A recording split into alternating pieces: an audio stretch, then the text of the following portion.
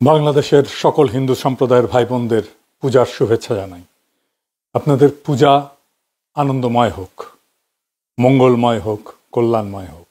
কলকাতায় দুর্গাপূজার প্রতিমার অসুর হিসেবে প্রফেসর ইউনূসের মূর্তি বানানো হইতেছে। ওরা বানাইতেছে অপমান করার জন্যই। পশ্চিমবঙ্গের রাজনীতির মোটিভ নানা সময় দুর্গাপূজা প্রতিমা বানানোর সময় ব্যবহার করা হয়েছে। যাদেরকে তারা রাজনৈতিক শত্রু বলে জ্ঞান করে তাদেরকে অসুর হিসেবে চিহ্নিত করে, যেভাবে প্রফেসর ইউনূসকে করেছে। মোদীর ছাত্র সংগঠন গান্ধীকে অসুর বানাইছিল। করোনার টাইমে করোনারে অসুর হিসেবে দেখানো হয়েছিল, ডেমন হিসেবে দেখানো হয়েছিল। গার্ডিয়ানের নিউজ হয়েছিল এটা নিয়ে। আবার রাজনীতিতে যাদের হিরো হিসেবে দেখাতে চায় তাদেরকে দুর্গা বা দুর্গার বাহন হিসেবে দেখানো হয়। মমতার আদলে দুর্গা বানানো হয়েছে, মোদির মাকে দুর্গা, আবার মোদীকে দুর্গার বাহন সিংহ বানানো হয়েছে। তার মানে দুষ্ট লোক অসুর, ভালো লোক দুর্গা বা দুর্গার বাহন। নায়ক হইলে দুর্গা, ভিলেন হইলে অসুর। ভিলেনকে পরাজিত আর নিহত হইতে হয়। আবার আরেকটা অপমান আছে, সেটা মা দুর্গা অসুরের বুকের উপরেও পাড়া দিয়া থাকবে আর বর্ষা বিদে দিবে। ইলিশ মাছ পাঠান, আবার আরো পাঠান, বেশি কইরা পাঠান। নিষেধ করলে, মানা করলে তো শোনেন না। কালি পাঠান, কালি পাঠান। আমরা কিছু বললে তো বলবেন যে বলছে, আমাদের কোনো কথা শুনেন না। আর একবারে অপমান কান্দে করে নিয়ে আসেন। এটা তো ব্যক্তি প্রফেসর ইউনূসের অপমান না, এটা বাংলাদেশের বর্ষা বিপ্লবের অপমান। তারা ভুলতে পারতেছে না যে তারা তাদের একটা নয়া উপনিবেশ হারাইছে। তারা বাংলাদেশকে একটা স্বাধীন সার্বভৌম দেশ হিসেবে দেখে না তো, তারা দেখে তাদের হারানো জমিদারি হিসাবে। 1971-এ গৌরী প্রসন্ন মজুমদার একটা গান লিখেছিল, শোনো একটি মুজিবরের কণ্ঠ থেকে লক্ষ মুজিবরের কণ্ঠ, স্বরের ধ্বনি প্রতিধ্বনি, আকাশে বাতাসে ওঠে রুনি। এই লোক পাবনার লোক, গৌরী প্রসন্ন মজুমদার, ইন্ডিয়া সেটেল করে। গানটা গায়িকা জানেন? অংশুমান রায়, সেও ইন্ডিয়ান। গানটা প্রচারিত হয় কোথায় প্রথম জানেন? আকাশবাণী কলকাতায়, স্বাধীন বাংলা বেতার কেন্দ্রে না কিন্তু। 22 এপ্রিল 1971-এ আকাশবাণী কলকাতার সংবাদ বিচিত্রায় মুজিবের 7ই মার্চের ভাষণ প্রচার করে, মাঝখানে গানটা ঢুকে দেওয়া হয়। এইভাবে সংগ্রাম, এবারে সংগ্রাম, স্বাধীনতার সংগ্রাম।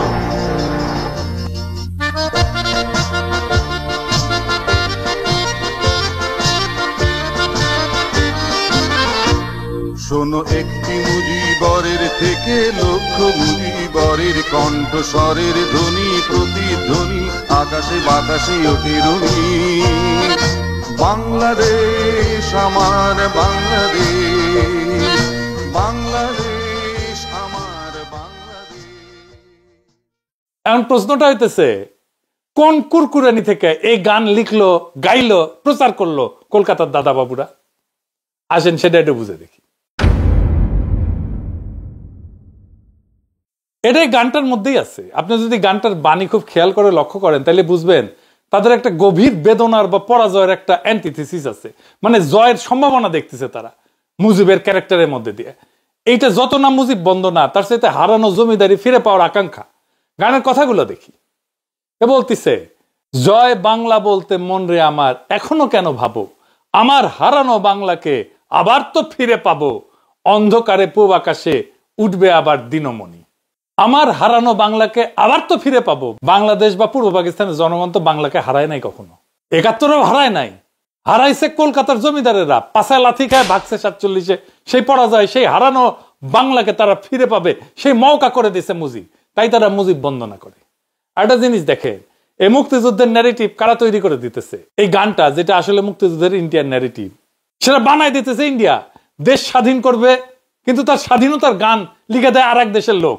শুধু লিখেই দেয় না, গাইয়াও দেয়। এটা বালের স্বাধীনতা, আসলেই বালের স্বাধীনতা। এইটা সাহেব লিখে দেন পাশে, বালের স্বাধীনতা, নাইলে ভুল বুঝবে মানুষ। বুঝেছেন তো ক্যাঙ্কা স্বাধীনতা? এটা স্বাধীনতা? এই হইতেছে আওয়ামী লীগের হ্যাডম। 2024-এর বর্ষা বিপ্লবের পরেও তারা বাংলাদেশকে হারাইছে, এক জমিদারি 2বার হারাইছে। এই এখন ইন্ডিয়াকে বেশ ধরে বাকশালীরা বাংলাদেশে আবার ফিরে আসতে চায়। ইন্ডিয়া থেকে মাতারি হাসিনা বলে সাফা কইরা দিবে। শুনেন, আমার নেতা কর্মীদের মারবে বারবার, আমি সহ্য করব না, সাফ করবে এবার। এবার এবার লক্ষ্য হলো এই ময়লা সাফ করা, বাংলাদেশের ময়লা সাফ করব। ওই নাকি ময়লা সাফা করবে? ওই তো নিজেই ময়লা। বাংলাদেশের ময়লা তো আওয়ামী লীগ, আমরাই সাফা করে দিব। আর্মি তো ম্যাজিস্ট্রেসি পাওয়ার নিয়ে আছে মাঠে, তাই না? এটা আওয়ামী লীগটা ধরিছে, আর্মি ধরে নাই।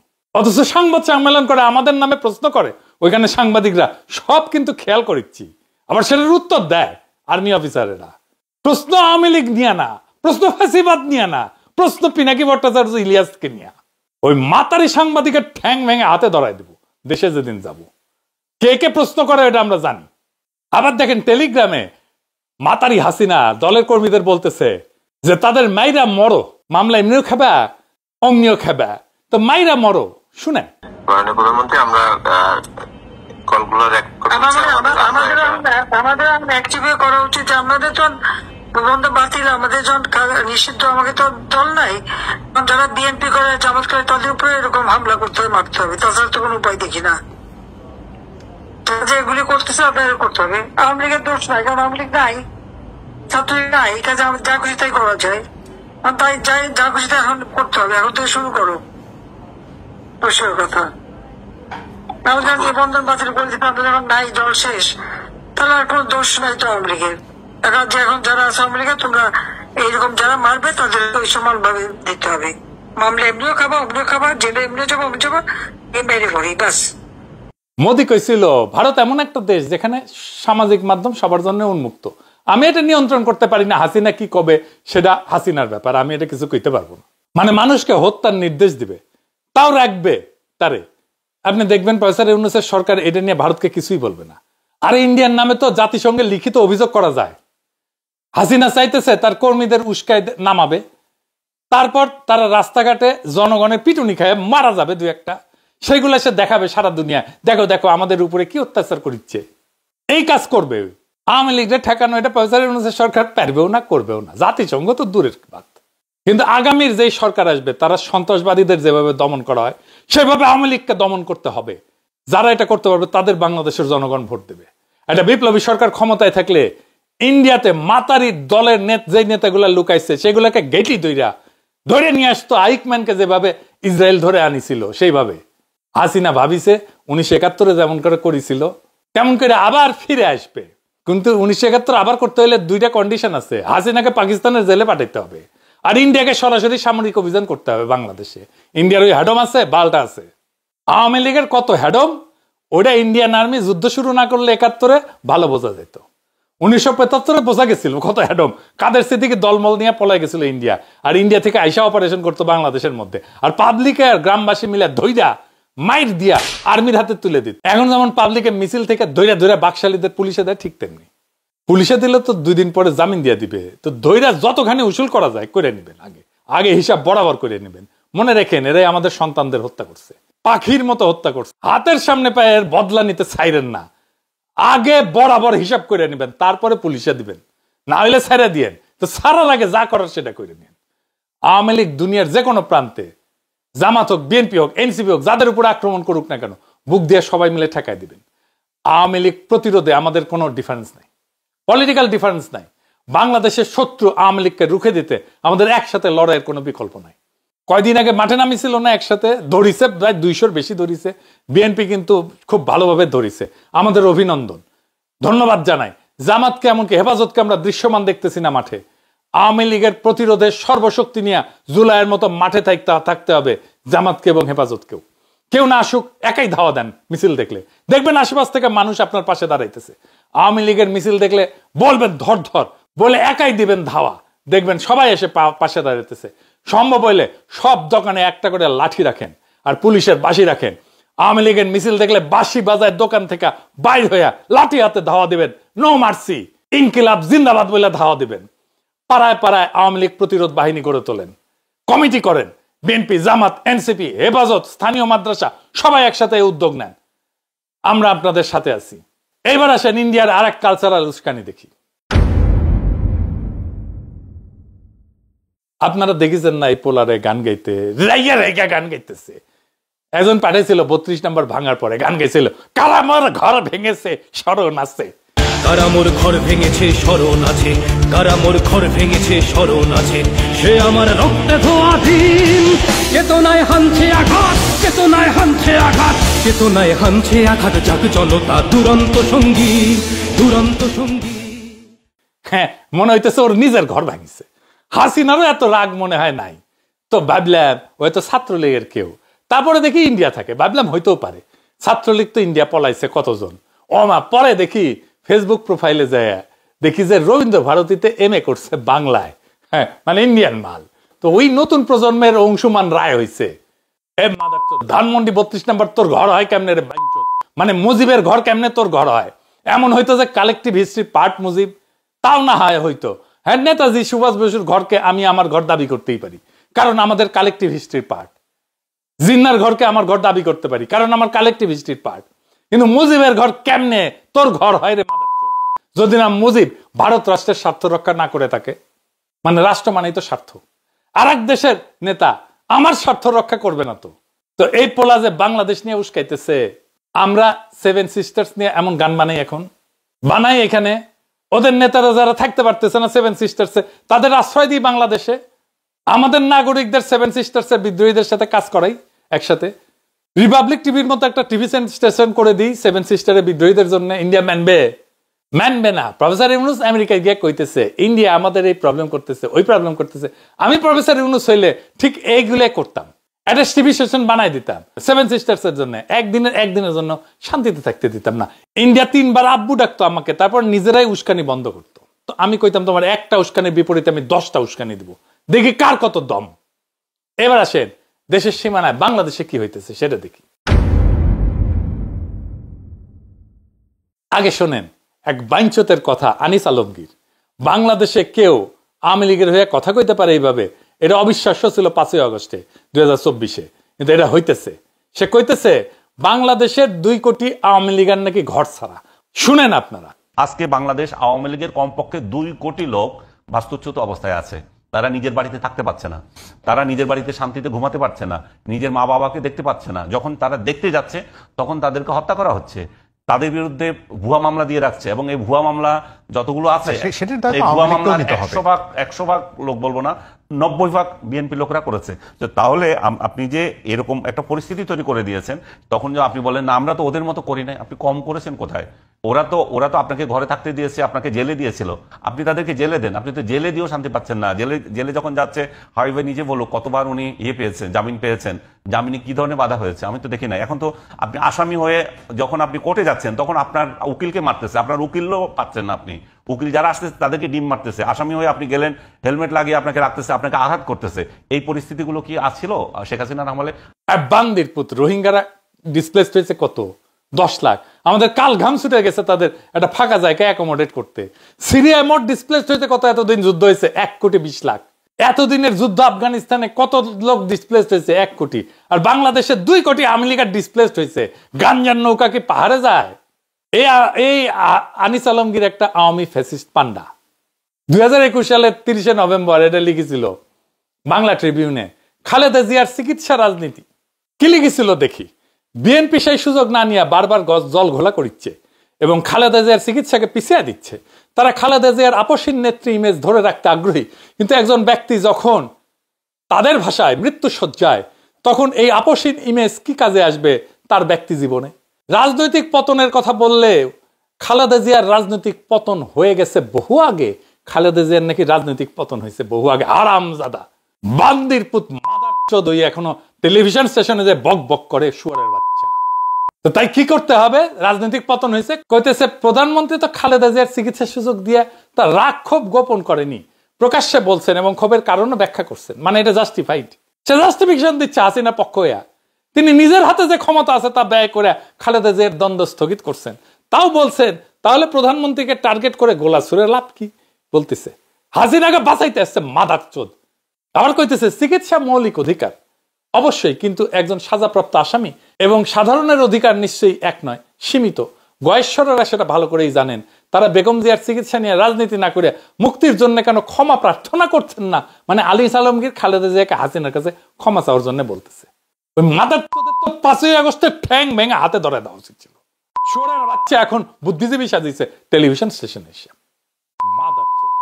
আবার বঙ্গবন্ধুর মৃত্যু নিয়ে সে 15ই আগস্টে মুজিবের প্রশংসায় পঞ্চমুখ।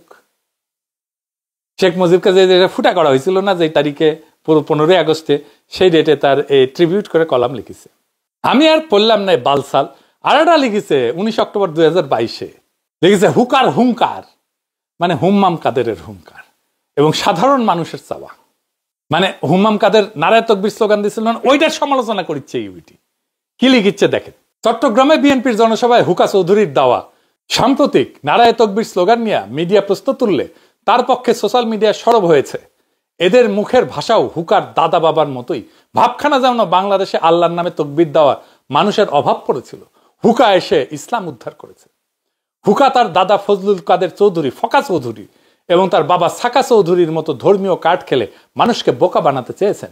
সেই জন্যই তিনি বক্তৃতার শুরু এবং শেষে নারায়ে তকবীর ধ্বনি দিয়ে ক্ষান্ত হননি শুধু, এটাকে তার বাবার স্লোগান দাবি করেন। ওই বক্তৃতার সাকা পুত্র তার বাবাকে শহীদ বলেছে।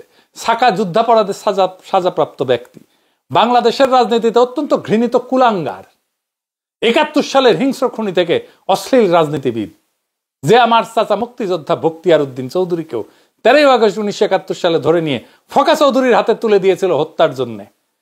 তাকে শহীদ বলা মানে শহীদদের অপমান করা, শহীদ শব্দের অপব্যবহার। অশ্লীল বক্তব্য, ঔদ্ধত্যপূর্ণ মন্তব্য করে ঘরে বাইরে আলোচিত সাকার মতো যদি তার পুত্র হুকাও রাজনীতি করতে চান, তাহলে তার কপালে শনি আছে। তার মনে রাখা উচিত যে বাপ দাদার দেখানো পথে তার সফলতা নেই। তার বাপ দাদার অপকর্মের জন্য পুরো চট্টগ্রামে তারা একটি ঘৃণিত পরিবার। আপনারাই বলেন, চট্টগ্রামবাসী আপনারাই বলেন, সালাউদ্দিন কাদের চৌধুরীর পরিবার কি ঘৃণিত পরিবার চট্টগ্রামে? না হাইলি রেসপেক্টেড পরিবার। এবং সেই জন্যেই সালাউদ্দিন কাদের চৌধুরীকে ফাঁসি দেওয়া হয়েছে। একজন ভেরি স্ট্রং ন্যাশনালিস্ট লিডার, তার এইভাবে ফাঁসি দেওয়া হয়েছে। দেখেন আবার লিখিচ্ছে, আজ সরকারের অবদান থাকুক আর না থাকুক, কোটি কোটি প্রবাসী শ্রমিকের আয়ে সারা দেশে উন্নয়নের ছোঁয়া লেগেছে। গ্রামে গঞ্জে গেলে দেখবেন পাকা ঘর তৈরি হয়েছে। যারা যুদ্ধাপরাধী তাদের বিচার করে বাংলাদেশ তার একটা নৈতিক দায়িত্ব শেষ করেছে। শালা শাহবাগীর বাচ্চা। কিন্তু এই বিচারের প্রতিশোধের কথা তুলে দেশে যদি নৈরাজ্যের স্বপ্ন দেখে কেউ প্রতিহিংসার রাজনীতিতে সামনে আসতে চায়, তারা রাষ্ট্রের স্থিতিশীলতা এবং উন্নয়নকে বাধাগ্রস্ত করতে চায়। হাসিনার বয়ান দেখেছেন? আওয়ামী সরকার বিরোধীতাও এই ধরনের প্রতিহিংসা চায় না। ওরা কয়ে আসছে আওয়ামী লীগ থেকে মুক্তি চাইলেও সাধারণ মানুষ দেশে হানাহানি চায় না, ওরা কয়ে আসছে। তো 2024-এ কি হইল? মাদারচোদ। হানাহানির গন্ধ পেলে সাধারণ মানুষ বিরোধী দলের আন্দোলনে শরিক হবে না। 2024-এ কি হয়েছিল? মাদারচোদ। কিরে বাইঞ্চোদ। আনিস আলমগীর, সাধারণ জনগণ মাঠে নামছে, তোর মাম্মা হাসিনারে খেদাইতে পারছে, শাড়ি তুলে তো হেলিকপ্টার করে পালাইছে দিল্লিতে। তোর পিতৃভূমিতে তোর বালসাল বক্তব্যের কোনো মূল্য আছে? ওই করেটা কি আসলে? লিঙ্কডিনে দেখলাম ড্যাফোডিলে পড়ায়। ড্যাফোডিলে প্রচুর পয়সা নাকি, এত বেতন দেয়। সোনারগাঁ হোটেলে জিম করতে যাইতো আমি যখন দেশে ছিলাম তখন। এই লাইফস্টাইলের টাকা পাই কই থেকে? ড্যাফোডিলে পড়ায় এত সহজ নাকি বাংলাদেশে টাকা কামানো? আমিও পড়াইতাম এআইইউবিতে, টাকা কেমন পাওয়া যায় জানি তো। ড্যাফোডিল এরকম একটা ভালসুন্ডে দিয়ে ছাত্র পড়ান লোক পান নাই আপনারা আর? হ্যাঁ, ড্যাফোডিলের কিন্তু প্রচুর সমস্যা আছে। ড্যাফোডিলের মালিকের এরকম লোকরে ধরে ধরে পাল্টেছেন আপনারা। মিয়া দাবড়ায় ধরলে তো তখন আবার কাউ কাউ করবেন। আপনার তাসনিম খলিলকে দিয়ে পড়াইতে পারেন, আল জাজিরা তানভীর আছে ওদের দিয়ে পড়াইতে পারেন, এমনকি প্রেস সেক্রেটারি শফিক আছে ওরে দিয়ে পড়ান। এই গুয়ে হাত পড়লো আপনাদের, মানে বাকশাল একটা গু, আওয়ামী লীগ একটা গু। সেই গুয়ের নিকৃষ্ট পোকাটা হচ্ছে আনিস আলমগীর। আবার এর টিভিতে ডাকেন বালসাল করার জন্যে। 2024-এর বর্ষা বিপ্লবে একটা রু ছিল, রু আত্মা ছিল। সেই রুকে মাইরা ফেলেছে প্রফেসর ইউনূসের সরকার। তারই সিমটম হইতেছে আনিস আলমগীর। বিপ্লবটারে রক্ষা করার অনেক চেষ্টা করছিলাম আমরা, অনেকেই পারি নাই। হাতে ধরে শেষ করে দিল এই সরকার। বাংলাদেশের মানুষ যেমন মুজিবের শাসনকে, মুজিবের অদক্ষতাকে ক্ষমা করে নাই, ঠিক তেমনি প্রফেসর ইউনূসের শাসনকে ক্ষমা করবে না কোনোদিন। হাসিনা তো বিলা আছেই, যারা মিত্র ছিল তাদেরকেও বিলা বানাই দিছে এই সরকার। এখন আপ তেরা ক্যা হোগা কাল্লু, সর্দার मैंने आपका नमक खाया है, अब एक কাল্লু अब গুলি খা দিচিয়াও। এই গুলি আসতেছে কলকাতা থেকে, যেটি ইলিশ পাঠাইছে এ প্রফেসর ইউনূস। ইলিশ মাছ না পাঠালে আমি এত বিলা হইতাম না। সত্যি কথা, আমি খুব ছোটখাটো জিনিসে বিলা হয়ে যায়। কলকাতার পূজার প্যান্ডেলে যা হয়েছে, অপমান তো ব্যক্তিগত না, এটা সংগ্রামের অপমান, এটা বিপ্লবের অপমান। যখন তারা প্রতিমায় আমাদের ইতিহাসকে কেটে ছিঁড়ে উপহাস করে, তখন তারা শুধু একজন ব্যক্তিকে আঘাত করে না, তো তারা আমাদের সার্বভৌমত্ব, আমাদের শিল্প সংস্কৃতি, আমাদের মর্যাদা, আমাদের স্মৃতিকে আঘাত করে। এইটা আমাদের বর্ষা বিপ্লবের প্রতি আঘাত। আমরা চুপ করে বসে থাকবো না, এইটার আমরা বদলা নেব। ইনকিলাব জিন্দাবাদ।